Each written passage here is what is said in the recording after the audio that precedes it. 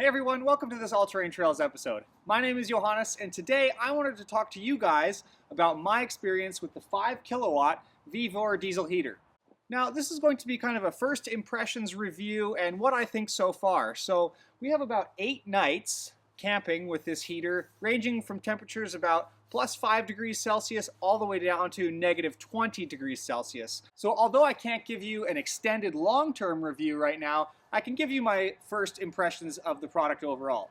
So I'm going to split this video up into 2 sections. Part 1 will be what I like about the heater, and part 2 will be things to make note of and be aware of before purchasing one of these heaters. And then at the end, I'll leave you guys with a few ideas and tips to optimize your experience with the Vevor Diesel Heater. All right, so let's get into it. Part 1, the things I like about this heater.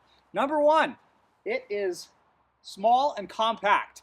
In this configuration, it's very easy for me to slide it in different parts of the vehicle wherever I need to be carrying it. I do have a specific spot in the vehicle where I carry this thing and lash it down properly. But like I said, this configuration, how it's upright and narrow, is great for me and the way I travel with it in my vehicle. Number 2, the controls are wireless. That's right, it comes with a wireless remote that you can use to turn the heat up or down, and you can use it when you're up in your tent. It's not attached to a cable or a cord. You don't have to get out, run down, and adjust the heat. It can all be accessed from your wireless remote that it comes with. So really cool. I love that it has this wireless remote. It just makes adjusting the temperature very, very easy. Number 3 on the list of things that I like about this heater is the price. Now, if you're someone like me who's not looking to break the bank on a piece of equipment like this, and you're just looking to get out, have some fun, or take things a little bit more seriously in the wintertime, the price range on this is definitely something that more people like myself can get into, because I'm sure if you guys have researched these things, they can range, from moderate to very, very expensive, several $1,000s for these things. So this coming in at a couple $100s really just makes all the difference when I'm thinking about buying something like this. Now, something also to note, if you don't necessarily like this configuration of the kind of tall and narrow version, they do make different versions and different configurations of the way this heater is set up. There are some that are more box shaped, they're not as tall, they're shorter and wider. There are configurations where it doesn't come in anything at all. They just supply you with all the parts and you can assemble it yourself in your own box. A lot of people like to put them in like a Pelican case. I've seen that build done quite a few times. All right, so the next reason I want to mention about why I like this heater is a pretty simple one. It's because it works. It simply works. You plug it in, you turn it on, and it just works. And it works very well so far in my experience. It keeps the tent nice and warm.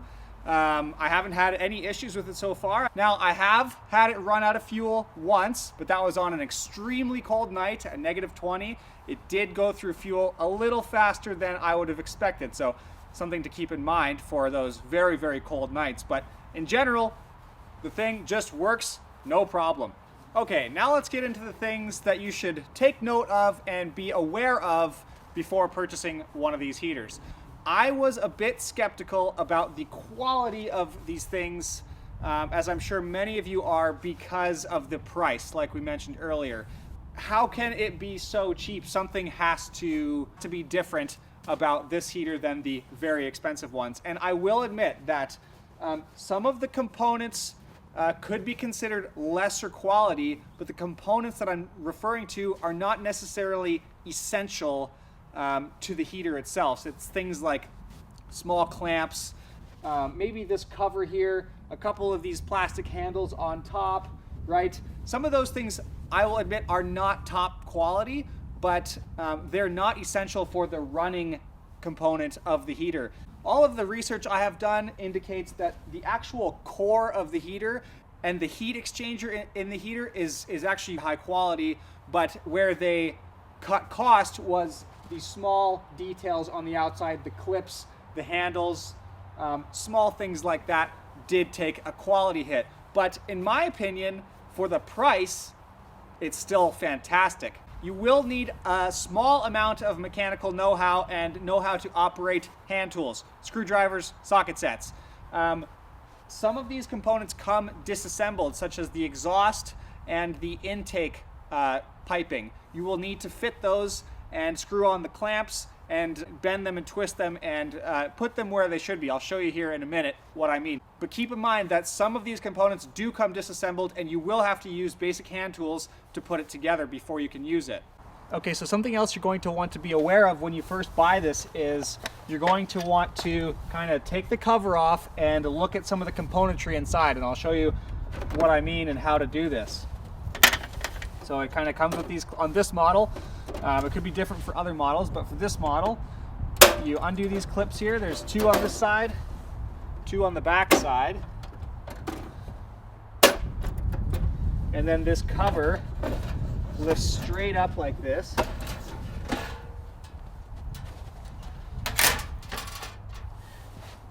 Then you have access to the inside workings of the heater. All right, so now what you're going to want to do is take a look at all of the clamps and fittings and hoses and all the wiring, and just take a look at everything and make sure that it looks like it's where it should be. Some of the things, like for instance, one of my fuel lines here, this green line was kinked, and the way the line was kinked, it was going to impede the fuel flow to the heater. So I had to take the hose off, kind of fix that kink, and then put it back on and make sure that the clamp was clamping it properly. Take a look at everything, make sure it looks like it's all together, everything's snugged up and sitting the way that it wants to be sitting. Okay, another thing to note about this heater is that you have to mount it on something. I chose wooden blocks here, but the exhaust pipe comes out of the bottom of the heater, so you can't just set the heater on the ground because the exhaust pipe will be touching the ground. So you have to elevate the heater off the ground by mounting it onto something. Like I said, I chose these wooden blocks. You do have to find something to mount the heater on. Okay, I want to talk about the hose that it comes with for a second. Something to be mindful of. This hose that it comes with is not long enough to do much of anything with. So you need to be mindful that if you want to pipe this hot air up into a tent, like a rooftop tent, you need to purchase a longer hose. Something like this. This is, I believe it's 3 or 4 inch diameter dryer hose. It's kind of extendable and collapsible, and you can get it and attach it to the outlet of the heater, and it comes with a little metal clamp here. Sorry, it's kind of all over the place because it's very long, but yeah, this is a much better solution to pipe the heat from the heater up to your tent. Thanks for sticking with me, guys. All right, the next thing on the list.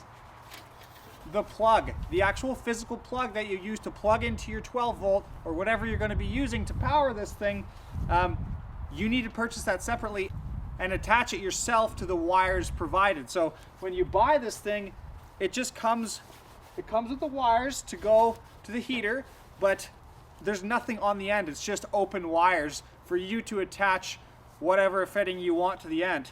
Now, most of us are going to be using this 12 volt because that's what vehicles are wired up to, is a 12 volt system, right? So in order to utilize that 12 volt system, you have to buy one of these 12 volt connections, and you can just buy that on Amazon or wherever you get your electrical stuff. They're pretty cheap, and then once you get it, you have to attach your new plug, because the new plug will just come with 2 open-ended wires, and you have to attach it to the end of your open-ended wires here to your heater. I chose to crimp. You can also solder, both very easy skills to learn. So look up how to crimp or solder, and then I just wrap some electrical tape around it to protect the crimp, and now I have my working 12 volt plug. All right, now in this box is something you're definitely going to want when purchasing this diesel heater or any other type of heating device for camping. Can you guess what it is? I'll tell you. It's a carbon monoxide detector, and it's very important that you have one to keep yourself safe in case that something goes wrong with this heater or any other heater for that matter. Whether it's propane, diesel, doesn't matter. You want a CO monitor to protect yourself. This one I got here, I purchased it at a local shop in Calgary. It is CSA approved, and it's calibrated to the Alberta standards of CO detection. So this is a professional grade CO detector, and I would frankly trust my life with this thing. So I carry it up in the tent with me.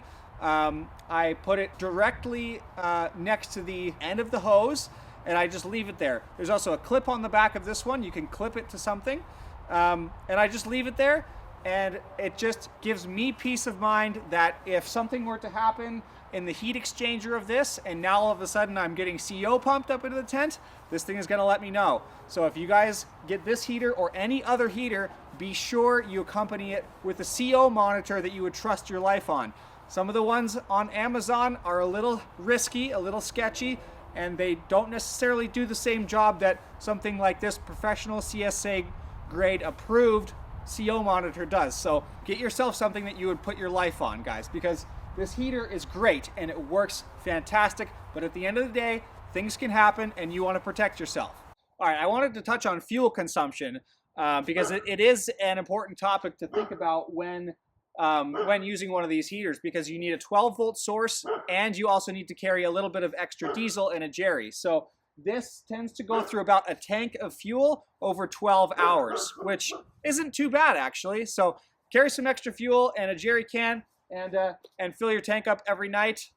You'll be good for about 12 hours. Now, this is the 5 kilowatt heater. They also make the 8 kilowatt heater, which gives you a little bit more power and a little bit more heat.